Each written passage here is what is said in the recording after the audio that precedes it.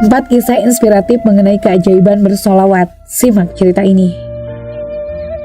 Rasulullah Shallallahu Alaihi Wasallam bersabda, siapa yang bersolawat kepadaku 1 kali, maka Allah akan bersolawat kepadanya 10 kali. Dari Abu Hurairah radhiyallahu anhu. Kisah seorang pembantu yang mengabdi kepada raja. Keajaiban bersolawat pertama. Abu Abdullah berkata, kami mempunyai seorang pembantu yang mengabdi kepada raja. Orang itu dikenal suka berbuat kerusakan. Suatu malam, saya mimpi melihatnya sedang bergandengan tangan dengan Nabi Shallallahu Alaihi Wasallam. Lalu saya berkata, wahai Nabi Allah, laki itu orang fasik. Bagaimana mungkin baginda sudi bergandengan dengannya? Maka Rasulullah Shallallahu Alaihi Wasallam bersabda, aku telah mengetahuinya. Namun dosa-dosanya telah berlalu dan aku telah memberinya syafaat. Saya bertanya, wahai Nabi Allah, dengan perantara apa orang itu sampai pada derajat itu? Beliau menjawab, dengan memperbanyak sholawat kepadaku, sesungguhnya tiap malam menjelang tidur, orang itu bersolawat kepadaku 1000 kali. Abdullah berkata, pada pagi harinya tiba-tiba saya menjumpai lelaki itu sedang menangis. Setelah masuk dan duduk di hadapanku, ia berkata, wahai Abdullah, rentangkanlah tanganmu karena Nabi telah menyuruhku agar aku bertaubat sambil memegang tanganmu. Beliau juga telah menceritakan kepadaku dialog antara dirimu dan beliau mengenai keadaanku tadi malam. Setelah ia bertaubat, aku menanyakan ihwal mimpinya.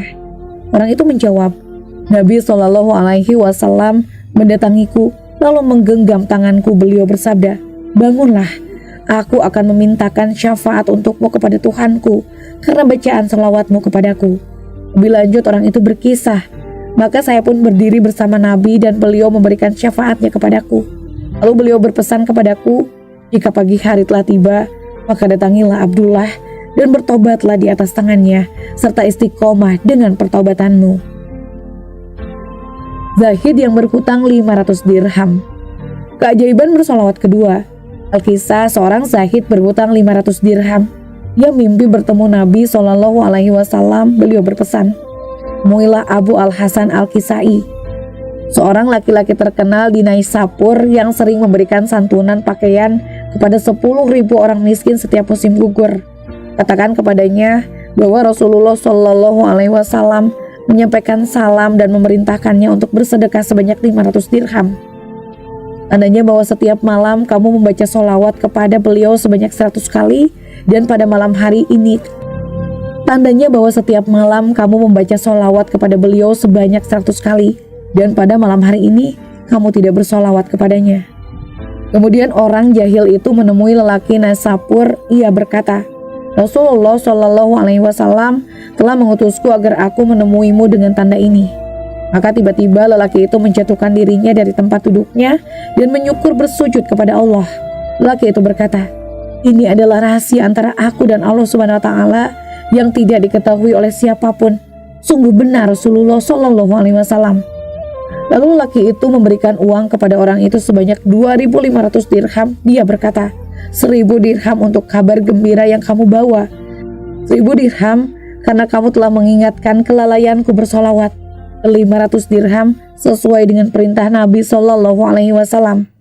Laki itu memerintahkan orang zahid itu untuk menemuinya lagi besok harinya. Diriwayatkan bahwa Allah Subhanahu Wa Taala memiliki malaikat yang satu sayapnya berada di timur dan sayap lainnya berada di barat. Kepalanya berada di bawah arasy dan kedua kakinya berada di dasar bumi yang ketujuh. Malaikat itu memiliki bulu-bulu sebanyak makhluk Allah dan tubuhnya dilapisi dengan baju besi. Jika aku seorang laki-laki atau perempuan dari umatku yang bersolawat kepadaku, maka Allah Subhanahu Wa Taala memerintahkan malaikat itu agar ia mencemburkan dirinya ke dalam lautan cahaya yang berada di bawah arah, sehingga meneteslah dari setiap bulu-bulu itu tetesan-tetesan cahaya.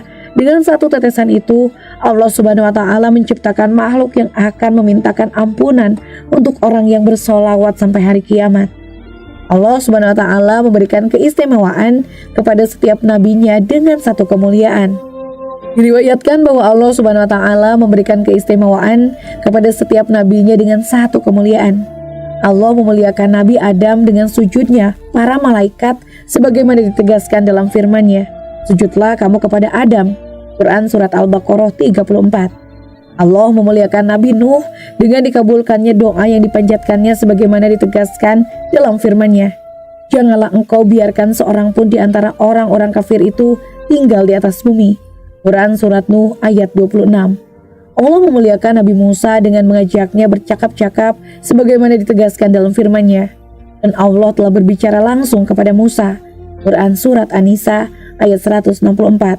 Allah memuliakan Nabi Ibrahim dengan mengangkat dia sebagai kekasihnya sebagaimana ditegaskan dalam firman-Nya. Dan Allah mengangkat Ibrahim menjadi kekasihnya. Quran Surat An-Nisa ayat 125. Allah memuliakan Nabi Muhammad SAW dengan bersolawat sebagaimana ditegaskan dalam firman-Nya. Sesungguhnya Allah dan malaikat-malaikatnya bersolawat untuk Nabi. Hai orang-orang yang beriman, bersolawatlah kamu untuk Nabi dan ucapkanlah salam penghormatan kepadanya. Quran Surat Al-Ahzab ayat 56. Solawat dari Allah adalah rahmat, solawat dari malaikat adalah permohonan istighfar, dan solawat dari kaum mukminin adalah doa. Mimpi Al-Hasan Al-Basri. Keajaiban bersolawat ketiga, Al-Hasan Al-Basri berkata, saya bermimpi melihat Abu Usamah Nur Ibnu Maryam. Saya bertanya kepadanya, hai Abu Azam, apa yang telah Allah perbuat kepadamu? Dia menjawab, Allah telah mengampuniku. Saya bertanya, dengan amalan apa kamu diampuni? Ia menjawab, setiap kali saya menyebut hadis dari Nabi SAW, saya selalu bersolawat kepada beliau. Maka Allah Subhanahu wa Ta'ala mengampuniku karena amalan itu.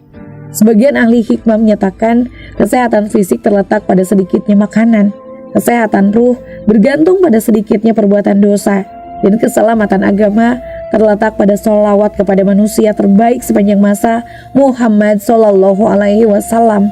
Sudah bersolawatkah hari ini?